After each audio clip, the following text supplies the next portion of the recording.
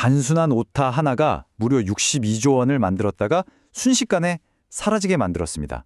정말 믿기 힘든 얘기 같죠? 근데 이 금융사고가요, 우리 금융 시스템의 숨겨진 취약점을 아주 적나라하게 드러냈습니다. 오늘 그 전말을 한번 제대로 파헤쳐 보겠습니다. 자, 바로 이 질문으로 시작해 볼게요. 아니, 어떻게 2,000원짜리 경품 이벤트가 62조 원짜리 재앙이 될 수가 있죠? 정말 영화에서나 나올 법한 이야기인데 이게 실제로 일어난 일이라는 겁니다. 62조 원. 이 숫자 잠시만 좀 보시죠. 어마어마하죠? 근데 진짜 중요한 건요, 이게 무슨 엄청난 해킹 사건이 아니라는 거예요. 그냥 아주 간단한 실수, 거기서 모든 게 시작됐습니다. 자, 그럼 첫 번째 파트, 바로 62조 원짜리 오타 사건부터 들여다보겠습니다. 때는 2026년 2월 6일이고요. 장소는 가상자산거래소 빗썸입니다. 여기서 모든 일이 시작됐어요. 사건의 발단은요, 정말 어이없을 정도로 단순했습니다. 빗썸에서 랜덤박스라는 마케팅 이벤트를 하고 있었어요. 당첨자한테 2,000원을 줘야 하는데 이걸 담당자가 실수로 지급 단위를 원이 아니라 비트코인, 즉 BTC로 입력을 해버린 겁니다. 그 결과요, 당첨자들은 2,000원이 아니라 2,000 비트코인을 받게 된 거죠. 이 숫자들 좀 보세요. 진짜 기가 막힙니다. 한 사람당 무려 1,800억 원, 전체 잘못 지급된 규모가 62조 원에 달했던 거예요. 이게 어느 정도냐면 빗썸이 실제로 가지고 있던 비트코인의 12배, 전 세계 비트코인 공급량의 3%나 되는 양이었습니다. 상상이 되세요? 당연히 이걸 받은 일부 이용자들이 팔기 시작했고 빗썸 내 비트코인 가격은 순식간에 17%나 폭락해버렸죠. 그런데 말이죠. 만약 이 믿기 힘든 이야기가 역사상 처음이 아니었다면요? 자, 이제 시간을 8년 전으로 한번 되돌려가 보죠. 데자뷰라고 할까요? 놀랍도록 똑 닮은 사건이 하나 있었습니다. 바로 2018년의 삼성증권 사태입니다. 때는 2018년 4월 6일, 삼성증권이 직원들한테 주당 1,000원씩 현금 배당을 하려고 했어요. 그런데 담당 직원이 또 실수를 합니다. 시스템에 1,000원이 아니라 1,000주, 그러니까 주식을 배당하는 걸로 잘못 입력해버린 거죠. 빗썸 사건이랑 정말 똑같은 단위 실수죠. 그 결과 세상에 존재하지도 않는 유령 주식 28억 주가 순식간에 생겨나 버렸습니다. 이 차트를 보시면 당시 상황이 얼마나 말이 안 됐는지 한눈에 보입니다. 삼성증권이 실제로 발행한 주식은 다 합쳐봐야 8,900만 주 정도였거든요. 그런데 시스템에 찍힌 유령 주식은 무려 28억 주. 실제보다 31배나 많은 거죠. 당연히 회사가 발행할 수 있는 총 한도도 아득히 뛰어넘는 숫자였습니다. 근데 진짜 문제는 여기서부터였어요. 이게 가짜 주식이라는 걸 뻔히 알면서도 직원 16명이 500만 주가 넘는 물량을 시장에 그냥 던져버린 겁니다. 그 결과 삼성증권 주가는 순식간에 12%나 폭락하고 말았죠. 자, 그럼 이제 이 두 사건이 왜 쌍둥이 재앙이라고 불리는지 그 구조적인 공통점을 한번 뜯어보겠습니다.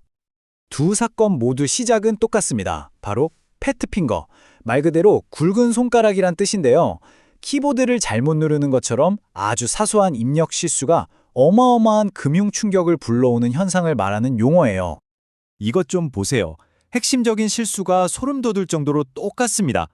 둘 다 지급 단위를 원으로 해야 할 걸 자산 단위인 비트코인과 주식으로 잘못 입력한 거잖아요. 정말 데칼코마니 같은 실수죠?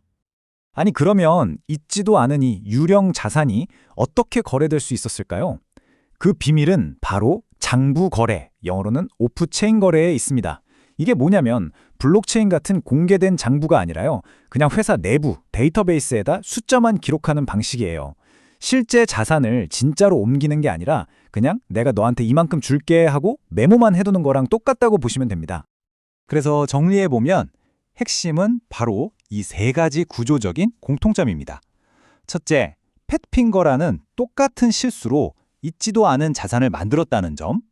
둘째, 이 유령 자산이 검증도 안 되는 내부 장부거래 시스템을 통해 돌아다녔다는 점. 그리고 셋째, 결국 이 가짜 자산을 팔려는 사람들이 나타나면서 시장이 와르르 무너졌다는 점. 모든 게 똑같죠? 완벽한 쌍둥이 사건입니다. 이런 사건이 남기는 가장 끔찍한 후유증은요, 단순히 돈을 잃는 게 아닙니다. 그보다 훨씬 더 중요한 것, 바로 신뢰가 무너지는 거죠. 삼성증권 사태의 법적 결말을 보면 앞으로 빗썸이 마주하게 될 미래를 엿볼 수 있습니다. 당시 유령 주식을 팔았던 직원들은 자본시장법 위반 혐의로 징역형의 벌금형까지 선고받았고요. 회사 역시 책임을 피하지 못했습니다. 내부 통제 시스템이 엉망이었다는 이유로 투자자 손해액의 절반인 50%를 배상하라는 판결을 받았죠. 당시 법원이 판결문에 이렇게 썼습니다. 직원들의 행위가 금융업 종사자로서의 도덕성과 신뢰를 근본부터 배반했다고요. 결국 이 사건의 본질이 단순한 시스템 오류가 아니라 도덕적 해이, 그리고 신뢰의 문제라는 걸 법원이 명확하게 짚어준 거죠. 자, 그렇다면 이런 유령 자산이 다시는 나타나지 못하게 하려면 어떻게 해야 할까요? 문제만 얘기할 순 없죠. 이제 해결책을 한번 찾아보겠습니다. 전문가들은 보통 3단계 방어 시스템을 이야기합니다. 첫 번째는 실시간 검증이에요. 회사 내부 장부랑 실제 블록체인에 있는 진짜 보유량을 계속해서 대조하는 겁니다. 두 번째는 다중 승인과 한도 설정. 큰 금액을 보낼 땐 여러 사람이 승인하게 만들고 애초에 말도 안 되는 숫자가 입력되면 시스템이 자동으로 막아버리는 거죠. 그리고 마지막 세 번째, 고도화된 킬 스위치입니다. 뭔가 이상한 낌새가 보이면 AI가 이걸 즉시 감지해서 모든 거래와 출금을 그 자리에서 얼려버리는 장치예요. 이 모든 논의를 딱 한 문장으로 요약할 수 있습니다. 바로 이겁니다. 금융의 본질은 숫자가 아니라 신뢰다. 결국 그렇죠. 기술이 아무리 발전하고 세상이 바뀌어도 인간의 실수, 그리고 인간의 탐욕이라는 아주 근본적인 위험은 절대 사라지지 않습니다. 그게 전통적인 주식시장이든 최첨단 디지털 자산시장이든 말이죠. 결국 이런 위험을 얼마나 잘 통제하느냐, 그 강력한 내부 시스템이야말로 금융의 안전을 지키는 핵심이라는 걸 이번 사건이 다시 한번 우리에게 똑똑히 보여준 셈입니다. 마지막으로 여러분께 이 질문을 한번 던져보고 싶습니다. 지금 여러분이 거래소에 맡겨둔 그 디지털 자산, 정말 내 것이라고 100% 확신하실 수 있나요? 우리가 믿고 있는 그 시스템이 무너지는 바로 그 순간, 화면에 찍힌 숫자는 그저 신기루처럼 사라져버릴지도 모릅니다.